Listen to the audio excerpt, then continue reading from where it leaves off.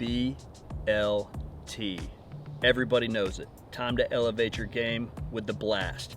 B for bacon, L for lettuce, A, avocado, S for shrimp, T for tomato. Don't let dyslexia get the best of you. We're gonna elevate our grill game. We're gonna take the BLT and turn it into a B.L.A.S.T. Have a blast on a flatbread. Beautiful stuff. Let's get into the action. Let's talk about the grill setup we've got today. This is my yoga stance that I call the warrior stance, okay? I love this setup.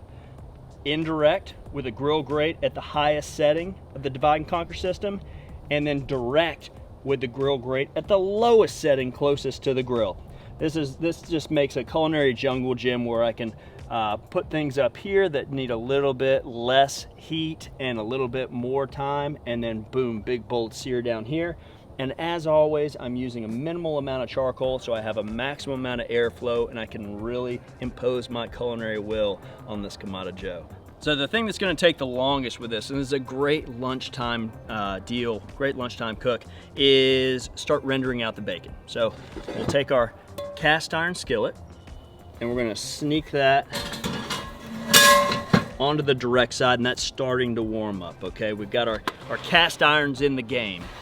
I'm gonna get a cutting board over here and we'll jump into some Monroe thick cut bacon. You can get this stuff online. I have a lot of people ask me where I get my proteins and what my favorite this is, what my favorite that is. Monroe thick cut bacon's where it's at. And you don't want to crowd your pan. Look at that. Jeez.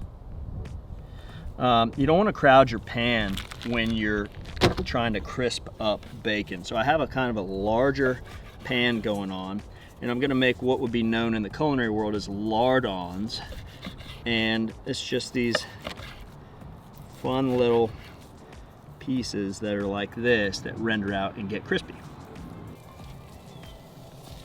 I like to cook my bacon on the grill. I'm gonna go dome down here in a little bit so it starts sucking up some of that natural lump charcoal flavor. I'm just gonna break these little pieces up, and we'll come back in a minute with a pair of tongs and really separate the rest of it, okay? I'm gonna go ahead and close the dome so it starts drinking up a little bit of that big block charcoal flavor.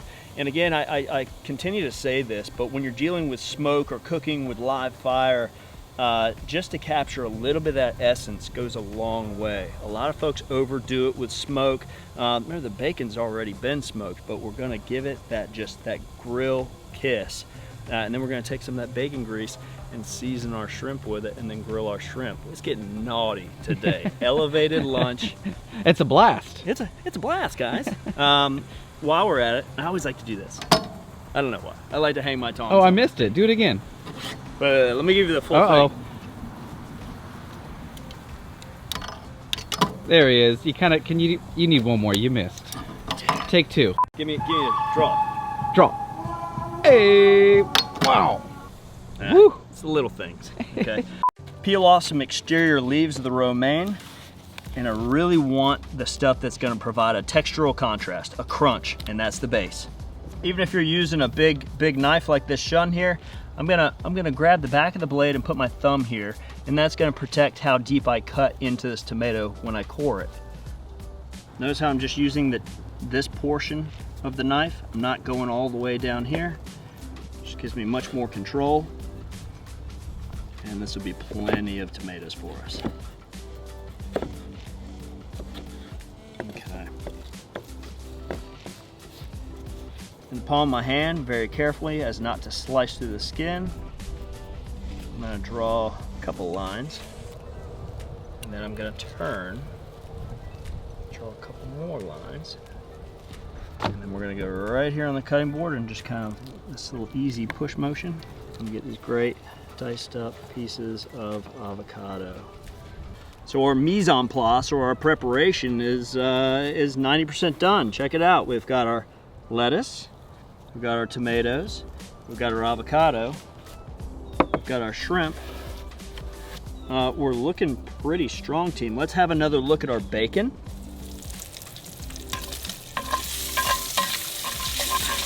All right, so bacon's almost done. We're gonna go ahead and lift it up and put it on the other side.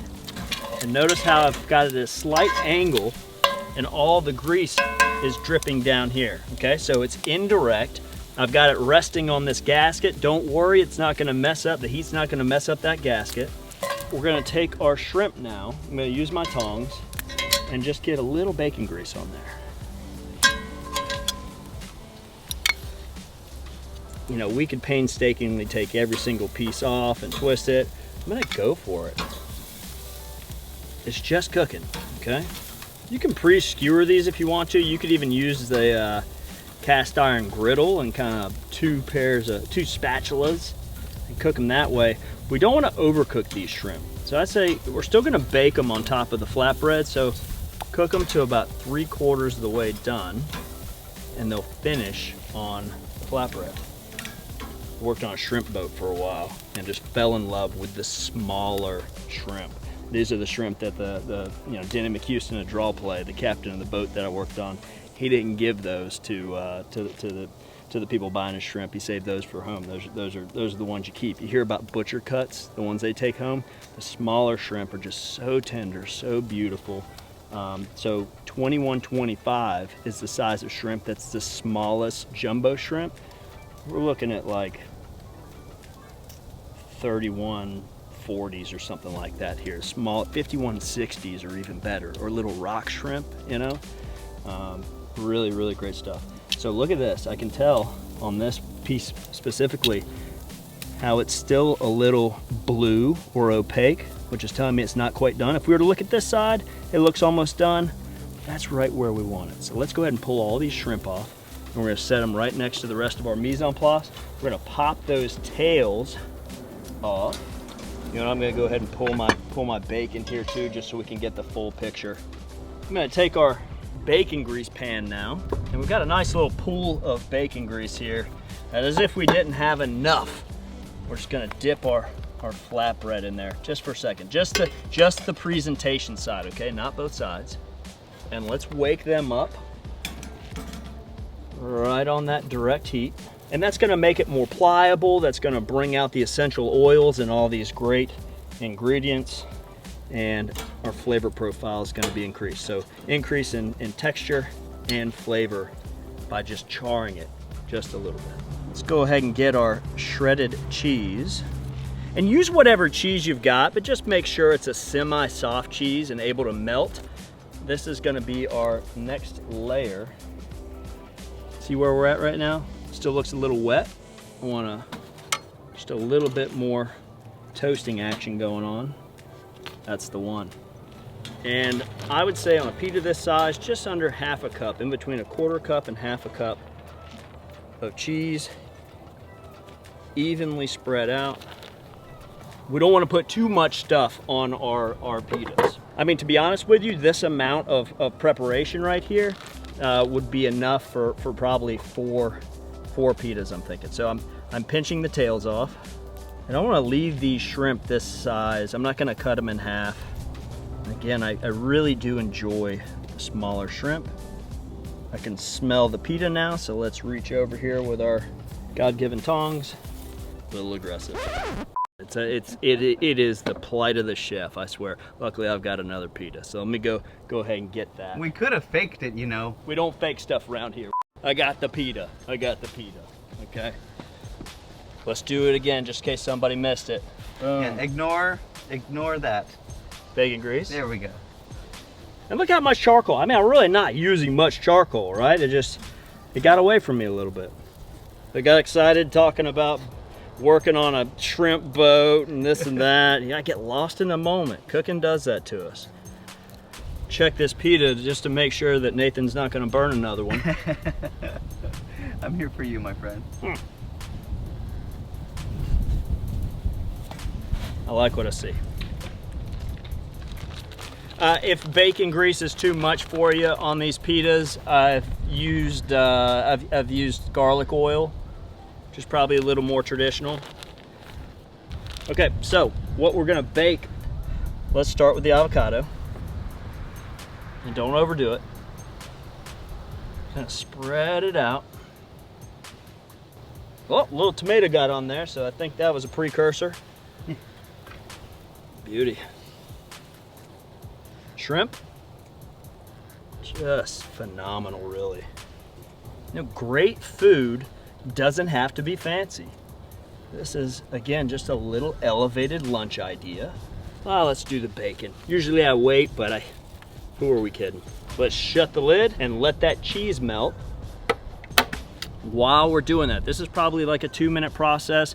We're using the heat of a dying grill, which is one of my favorite places to be heat-wise. You know, we're not ramping up. We've got minimal charcoal. The ceramic is hot, and the coal pile is burning down. It's a great place to bake or finish things like this. Let's go ahead and make our sauce. Okay, this is a very easy. It's almost a cheat. All right, come on over to the Roku here.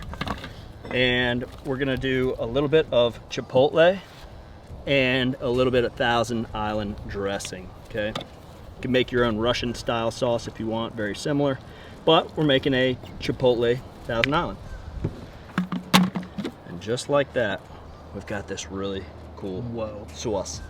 It's fun, huh? Smells amazing already. Yeah, it's silly how simple that is and the application. So it's going on our bacon, lettuce, B.L.A.S.T. shrimp, tomato. I was gonna say tomato shrimp. Hey, you got a friend in the back there. Shrimp, tomato. You got a couple of friends. Yeah, they smell those shrimp. Folks, in the comments section down below, let me know what sauce you would put on your B.L.A.S.T. bacon, lettuce, avocado, shrimp, tomato. Did I do it? Yeah, I think you did. Yeah, I think I did. Because again, I really do enjoy the Chipotle Thousand Island, but let me know what you would do. Let's check them out. Boom. I'm liking it. If I had a spatula, I'd use that. Instead, I'm gonna go in and live life dangerously. Lettuce. And you don't want to hide the money. The money is the Monroe bacon and the shrimp. But a little lettuce is nice. It's gonna catch that sauce. Let's go ahead and put it on the board that we're gonna serve it on so we don't have to mess around with transferring it. Birds out here, wild. I love it. All right, we're gonna use our shun and we're gonna cut right down the middle and then go, I don't know, you wanna do this into 8 pieces or we could pizza slice it. 4? Yeah, let's do 6. Let's do 6. Okay, let's do 6. Okay, and then push it all slightly back together. And we'll take our sauce. You always hold your sauce bottles like a weapon. You hold it down like this. Less is more. And that's it. Look at this little bite. Oh man. Just a stunning slice there. Kind of surf and turf again because we've got the ocean and earth there. We've got the bacon and the shrimp. Let's give it a go. Golly. Dude. The avocado brings that smooth richness. The bacon is just there, you know, singing. The pita is nice. The shrimp, perfect texture. And the lettuce, because we put it on at the end with the smoky Chipotle Thousand Island. That's really great. And look at that shrimp, how it is just cooked to perfection. Grill seared and then roasted indirect. I gotta take another bite. Going in for seconds. It's that easy, right? Elevated cuisine can be simple ingredients, done playfully and simply on the grill. Have fun with it. Let's think about some fun lunch things. Tell me in the comment section below what sauce you would use instead of the Chipotle Thousand Island, or go ahead and whip up that Chipotle Thousand Island and let us know how much you enjoyed it. Folks, if you enjoyed this video as much as we did, A, taking a bite out of it, and B, cooking it for you, don't forget to subscribe, like, please do leave us a comment from our backyard to yours. Cheers, happy grilling.